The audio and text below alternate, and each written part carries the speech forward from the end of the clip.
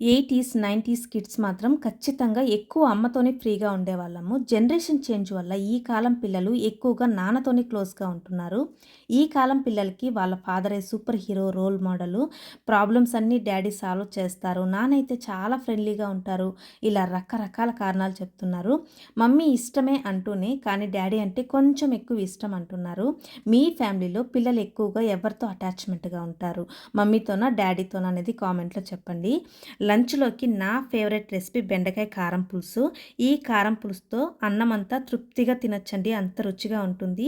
సింపుల్‌గా నా స్టైల్‌లో ఆయిల్‌లో పోపు దినుసులు, మెంతులు కంపల్సరీ వేసుకోవాలి. ఆనియన్స్, పచ్చిమిర్చి, దంచుకున్న వెల్లుల్లి రెబ్బలు, టమాటాలు, కరివేపాకు వేగనిచ్చి బెండకాయ ముక్కలు, కారం తగినంత ఉప్పు వేసి కలుపుకొని చింతపండు రసం పోసుకొని ధనియాల పొడి వేసి ఒక 15 నిమిషాలు మీడియం ఫ్లేమ్‌లో ఉడికించి చివర్లో 2 స్పూన్లు వేరుశెనగ గింజలు, కొత్తిమీర వేసుకుంటే కారం పులుసు రెడీ.